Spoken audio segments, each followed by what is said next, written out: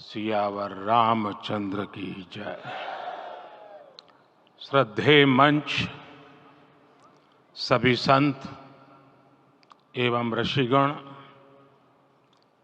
यहाँ उपस्थित और विश्व के कोने कोने में हम सबसे साथ जुड़े हुए सभी राम भक्त, आप सबको प्रणाम, आप सबको राम राम।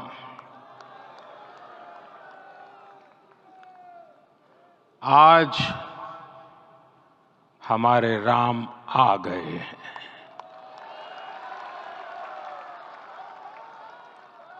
सदियों की प्रतीक्षा के बाद हमारे राम आ गए हैं। सदियों का अभूतपूर्व धैर्य, अनगिनत बलिदान, त्याग और तपस्या के बाद हमारे प्रभु राम आ गए हैं। इस शुभ घड़ी की आप सभी को, समस्त देशवासियों को बहुत बहुत बधाई। मैं अभी गर्भगृह में ईश्वरीय चेतना का साक्षी बनकर आपके सामने उपस्थित हुआ हूं। कितना कुछ कहने को है, लेकिन कंठ अवरुद्ध है। मेरा शरीर अभी भी स्पंदित है, चित्त अभी भी उस पल में लीन है।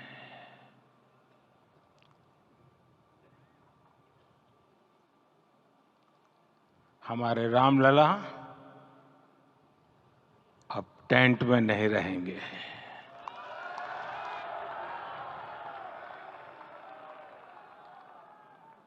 हमारे रामलला अब इस दिव्य मंदिर में रहेंगे।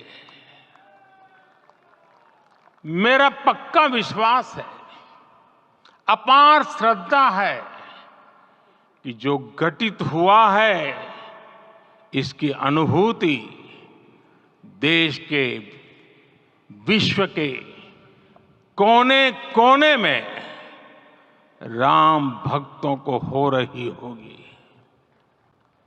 ये क्षण अलौकिक है, ये पल पवित्रतम है। ये माहौल, ये वातावरण, ये ऊर्जा, ये घड़ी प्रभु श्री राम का हम सब पर आशीर्वाद है। 22 जनवरी 2024 का ये सूरज एक अद्भुत आभा लेकर आया है। 22 जनवरी 2024 ये कैलेंडर पर लिखी एक तारीख नहीं, ये एक नए काल चक्र का उद्गम है।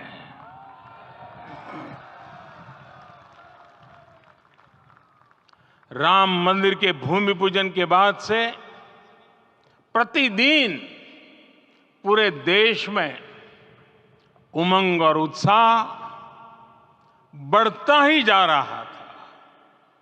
निर्माण कार्य देख देशवासियों में हर दिन एक नया विश्वास पैदा हो रहा था। आज हमें सदियों के उस धैर्य की धरोहर मिली है। आज हमें श्री राम का मंदिर मिला है। गुलामी की मानसिकता को तोड़कर उठ खड़ा हो राष्ट्र। अतीत के हर दंश से हौसला लेता हुआ राष्ट्र ऐसे ही नव इतिहास का सृजन करता है। आज से 1000 साल बाद भी लोग आज की इस तारीख की, आज के इस पल की चर्चा करेंगे। और ये कितनी बड़ी राम कृपा है कि हम सब इस पल को जी रहे हैं, इसे साक्षात घटित होते देख रहे हैं। आज दिन, दिशाएं, दिगंत सब दिव्यता से परिपूर्ण है।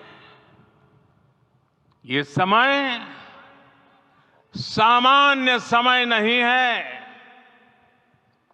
ये काल के चक्र पर सर्वकालिक शाही से अंकित हो रही अमिट स्मृति रेखाएं हैं।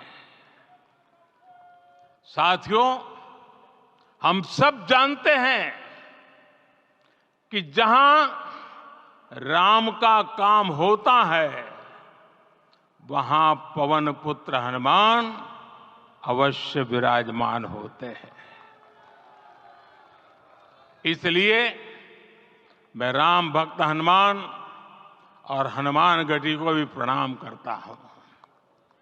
मैं माता जानकी, लक्ष्मण जी, भरत, शत्रुघ्न सबको नमन करता हूं। मैं पावन अयोध्यापुरी और पावन सरयू को भी प्रणाम करता हूं।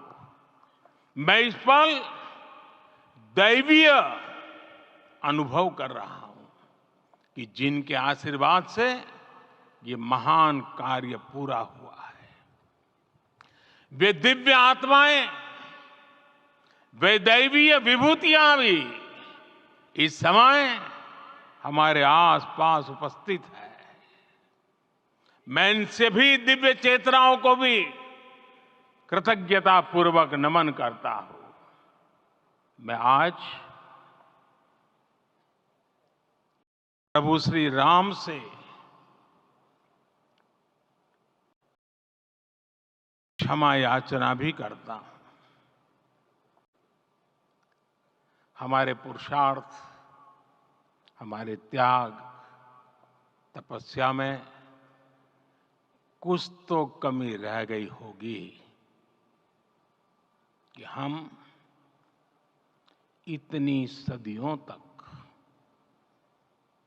ये कार्य कर नहीं पाए। आज वो कमी पूरी हुई है।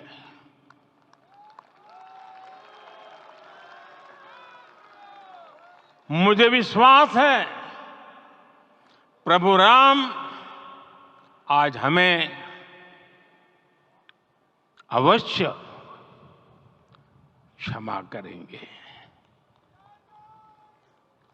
मेरे प्यारे देशवासियों, त्रेता में राम आगमन पर पूज्य संत तुलसीदास जी ने लिखा है, प्रभु बिलो की हर से पुरबासी,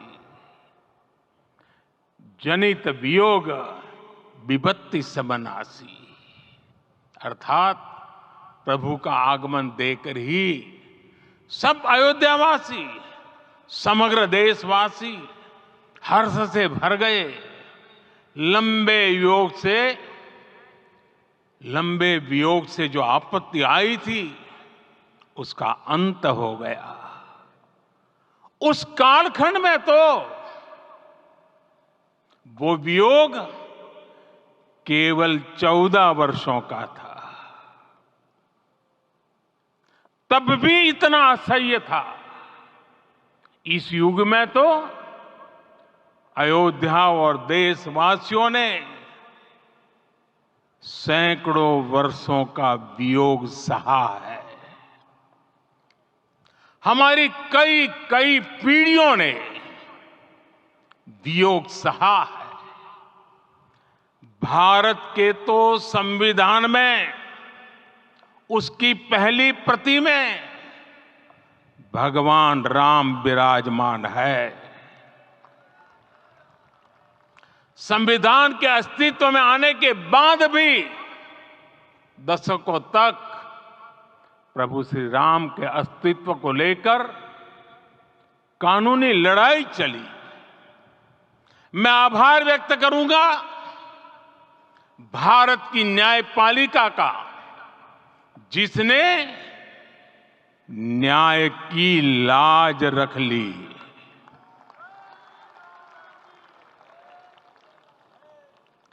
न्याय के पर्याय प्रभु राम का मंदिर भी न्यायबद्ध तरीके से ही बना। साथियों, आज गांव-गांव में एक साथ कीर्तन संकीर्तन हो रहे हैं। आज मंदिरों में उत्सव हो रहे हैं, स्वच्छता अभियान चलाए जा रहे हैं। पूरा देश आज दीपावली मना रहा है। आज शाम घर घर राम ज्योति प्रज्वलित करने की तैयारी है। कल मैं श्री राम के आशीर्वाद से धनुषकोडी में राम सेतु के आरंभ बिंदु अरिचल मुनाई पर था। जिस घड़ी प्रभु राम समुद्र पार करने निकले थे, वो एक पल था जिसने काल चक्र को बदला था। उस भावमय पल को महसूस करने का मेरा ये विनम्र प्रयास था। वहां पर मैंने पुष्प वंदना की। वहां मेरे भीतर एक विश्वास जगा कि जैसे उस समय काल चक्र बदला था, उसी तरह अब काल चक्र फिर बदलेगा और शुभ दिशा में बढ़ेगा। अपने 11 दिन के व्रत अनुष्ठान के दौरान मैंने उन स्थानों का चरण स्पर्श करने का प्रयास किया जहां प्रभु राम के चरण पड़े थे। चाहे वो नासिक का पंचवटी धाम हो, केरला का पवित्र त्रिपायर मंदिर हो, आंध्र प्रदेश में लेपाक्षी हो, श्रीरंगम में रंगनाथ स्वामी मंदिर हो, रामेश्वरम में श्री रामनाथ स्वामी मंदिर हो, या फिर धनुषकोडी। मेरा सौभाग्य है कि इसी पुनीत पवित्र भाव के साथ मुझे सागर से सरयू तक की यात्रा का अवसर मिला। सागर से सरयू तक हर जगह राम नाम का वही उत्सव भाव छाया हुआ है। प्रभु राम तो भारत की आत्मा के कण कण से जुड़े हुए हैं। राम भारतवासियों के अंतर मन में विराजे हुए हैं। हम भारत में कहीं भी किसी की अंतरात्मा को छुएंगे तो इस एकत्व की अनुभूति होगी और यही भाव सब जगह मिलेगा। इससे उत्कृष्ट, इससे अधिक देश को समायोजित करने वाला सूत्र और क्या हो सकता है। मेरे प्यारे देशवासियों, मुझे देश के कोने कोने में अलग अलग भाषाओं में रामायण सुनने का अवसर मिला है, लेकिन विशेषकर पिछले 11 दिनों में रामायण अलग अलग भाषा में अलग राज्यों से मुझे विशेष रूप से सुनने का मौका मिला। राम को परिभाषित करते हुए ऋषियों ने कहा है, रमन्ते यस्मिन् इति रामः, अर्थात जिसमें रम जाए वही राम है। राम लोक की स्मृतियों में, पर्वत से लेकर परंपराओं में सर्वत्र समाये हुए हैं। हर युग में लोगों ने राम को जिया है। हर युग में लोगों ने अपने अपने शब्दों में अपनी अपनी तरह से राम को अभिव्यक्त किया है। और ये राम रस जीवन प्रवाह की तरह निरंतर बहता रहता है। प्राचीन काल से भारत के हर कोने के लोग राम रस का आचमन करते रहे हैं। राम कथा असीम है और रामायण भी अनंत है। राम के आदर्श, राम के मूल्य, राम की शिक्षाएं सब जगह एक समान है। प्रिय देशवासियों, आज इस ऐतिहासिक समय में देश उन व्यक्तित्वों को भी याद कर रहा है जिनके कार्य और समर्पण की वजह से आज हम ये शुभ दिन देख रहे हैं। राम के इस काम में कितने ही लोगों ने त्याग और तपस्या की पराकाष्ठा करके दिखाई है। उन अनगिनत राम भक्तों के, उन अनगिनत कार सेवकों के और उन अनगिनत संत महात्माओं के हम सब ऋणी हैं। साथियों, आज का ये अवसर उत्सवता का क्षण तो है ही, लेकिन इसके साथ ही यह क्षण भारतीय समाज की परिपक्वता के बोध का भी क्षण है। हमारे लिए ये अवसर सिर्फ विजय का नहीं, विनय का भी है। दुनिया का इतिहास साक्षी है कि कई राष्ट्र अपने ही इतिहास में उलझ जाते हैं। ऐसे देशों ने जब भी अपने इतिहास की उलझी हुई गांठों को खोलने का प्रयास किया, उन्हें सफलता पाने में बहुत कठिनाई आई, बल्कि कई बार तो पहले से ज्यादा मुश्किल परिस्थितियां बन गई। लेकिन हमारे देश ने इतिहास की इस गांठ को जिस गंभीरता और भावुकता के साथ खोला है, वो ये बताती है कि हमारा भविष्य हमारे अतीत से बहुत सुंदर होने जा रहा है। वो भी एक समय था जब कुछ लोग कहते थे कि राम मंदिर बना तो आग लग जाएगी। ऐसे लोग भारत के सामाजिक भाव की पवित्रता को नहीं जान पाए। रामलला के इस मंदिर का निर्माण भारतीय समाज के शांति, धैर्य, आपसी सद्भाव और समन्वय का भी प्रतीक है। हम देख रहे हैं ये निर्माण किसी आग को नहीं, बल्कि ऊर्जा को जन्म दे रहा है। राम मंदिर समाज के हर वर्ग को एक उज्जवल भविष्य के पथ पर बढ़ने की प्रेरणा लेकर आया है।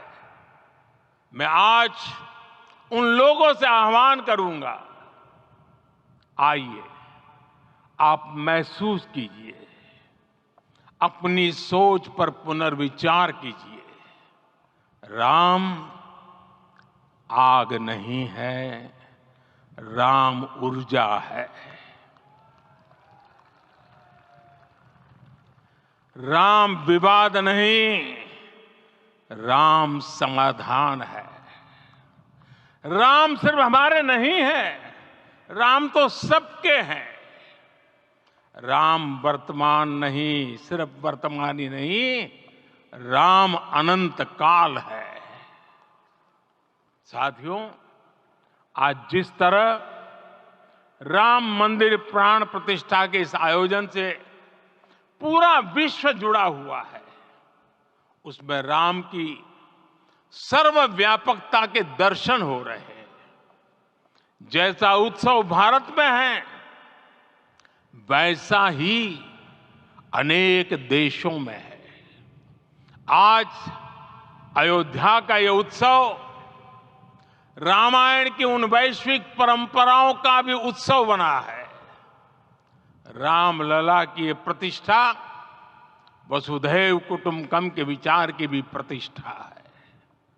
साथियों, आज अयोध्या में केवल श्री राम के विग्रह रूप की प्राण प्रतिष्ठा नहीं हुई है, ये श्री राम के रूप में साक्षात भारतीय संस्कृति के प्रति अटूट विश्वास की भी प्राण प्रतिष्ठा है। ये साक्षात मानवीय मूल्यों और सर्वोच्च आदर्शों की भी प्राण प्रतिष्ठा है। इन मूल्यों की, इन आदर्शों की आवश्यकता आज संपूर्ण विश्व को है। सर्वे भवन्तु सुखिनः, ये संकल्प हम सदियों से दोहराते आए हैं। आज उसी संकल्प को राम मंदिर के रूप में साक्षात आकार मिला है। ये मंदिर मात्र एक देव मंदिर नहीं है, ये भारत की दृष्टि का, भारत के दर्शन का, भारत के दिग्दर्शन का मंदिर है। ये राम के रूप में राष्ट्र चेतना का मंदिर है। राम भारत की आस्था है, राम भारत का आधार है, राम भारत का विचार है, राम भारत का विधान है, राम भारत की चेतना है, राम भारत का चिंतन है, राम भारत की प्रतिष्ठा है, राम भारत का प्रताप है, राम प्रवाह है, राम प्रभाव है, राम नेति भी है, राम नीति भी है, राम नित्यता भी है, राम निरंतरता भी है, राम विभु है, विशद है, राम व्यापक है, विश्व है, विश्वात्मा है। और इसलिए जब राम की प्रतिष्ठा होती है तो उसका प्रभाव वर्षों या शताब्दियों तक ही नहीं होता, उसका प्रभाव हजारों वर्षों के लिए होता है।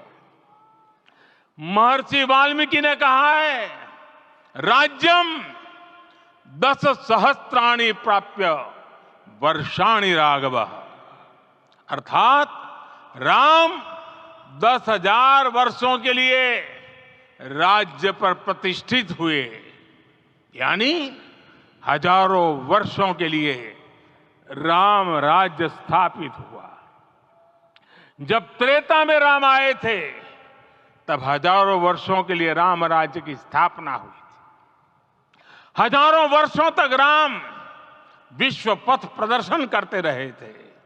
और इसलिए मेरे प्यारे देशवासियों, आज अयोध्या भूमि हम सभी से, प्रत्येक राम भक्त से, प्रत्येक भारतीय से कुछ सवाल कर रही है।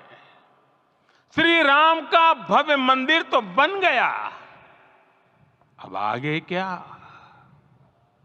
सदियों का इंतजार तो खत्म हो गया, अब आगे क्या? आज के इस अवसर पर जो दैवीय आत्माएं हमें आशीर्वाद देने के लिए उपस्थित हुई हैं, हमें देख रही हैं, उन्हें क्या हम ऐसे ही विदा करेंगे? नहीं, कदापि नहीं। आज मैं पूरे पवित्र मन से महसूस कर रहा हूं कि काल चक्र बदल रहा है। ये सुखद संयोग है कि हमारी पीढ़ी को एक कालजयी पथ के शिल्पकार के रूप में चुना गया है। 1000 वर्ष बाद की पीढ़ी राष्ट्र निर्माण के हमारे आज के कार्यों को याद करेगी। इसलिए मैं कहता हूं, यही समय है, सही समय है। हमें आज से, इस पवित्र समय से अगले 1000 साल के भारत की नींव रखनी है। मंदिर निर्माण से आगे बढ़कर अब हमें सभी देशवासी यहीं इस पल से समर्थ, सक्षम, भव्य, दिव्य भारत के निर्माण की सौगंध लेते हैं।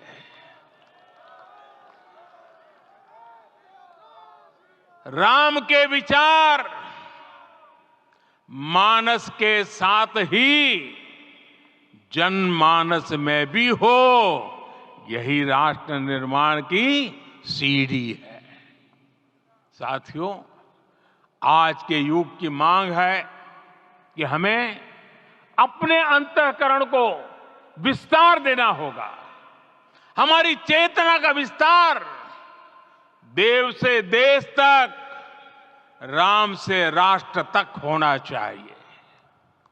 हनुमान जी की भक्ति, हनुमान जी की सेवा, हनुमान जी का समर्पण, ये ऐसे गुण हैं जिन्हें हमें बाहर नहीं खोजना पड़ता। प्रत्येक भारतीय में भक्ति, सेवा और समर्पण के भाव समर्थ, सक्षम, भव्य, दिव्य भारत का आधार बनेंगे। और यही तो है देव से देश और राम से राष्ट्र की चेतना का विस्तार। दूर सुदूर जंगल में, कुटिया में जीवन गुजारने वाली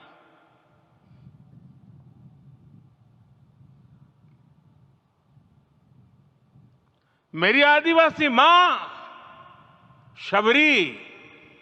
शबरी का ध्यान आते ही अप्रतिम विश्वास जागृत होता है। मां शबरी तो कब से कहती थी, राम आएंगे।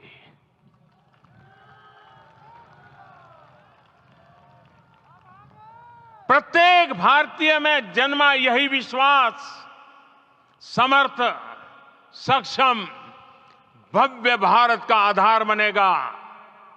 और यही तो है देव से देश और राम से राष्ट्र की चेतना का विस्तार। हम सब जानते हैं कि निषाद राज की मित्रता सभी बंधनों से परे है। निषाद राज का राम के प्रति सम्मोहन, प्रभु राम का निषाद राज के लिए अपनापन कितना मौलिक है। सब अपने हैं, सभी समान है। प्रत्येक भारतीय में अपनत्व की, बंधुत्व की ये भावना समर्थ, सक्षम, भव्य, दिव्य भारत का आधार बनेगी। और यही तो है देव से देश और राम से राष्ट्र की चेतना का विस्तार। साथियों, आज देश में निराशा के लिए रत्ती भर भी स्थान नहीं है। मैं तो बहुत सामान्य हूं, मैं तो बहुत छोटा हूं। अगर कोई ये सोचता है तो उसे गिलहरी के योगदान को याद करना चाहिए। गिलहरी का स्मरण ही हमें हमारी इस हिचक को दूर करेगा, हमें सिखाएगा कि छोटे बड़े हर प्रयास की अपनी ताकत होती है अपना योगदान होता है और सबके प्रयास की यही भावना समर्थ, सक्षम, भव्य, दिव्य भारत का आधार बनेगी। और यही तो देव से देश और राम से राष्ट्र की चेतना का विस्तार। साथियों, लंकापति रावण प्रकांड ज्ञानी थे, अपार शक्ति के धनी थे, लेकिन जटायु जी की मूल्य निष्ठा देखिए। वे महाबली रावण से भिड़ गए। उन्हें भी पता था कि वो रावण को परास्त नहीं कर पाएंगे, लेकिन फिर भी उन्होंने रावण को चुनौती दी। कर्तव्य की यही पराकाष्ठा समर्थ, सक्षम, भव्य, दिव्य भारत का आधार है।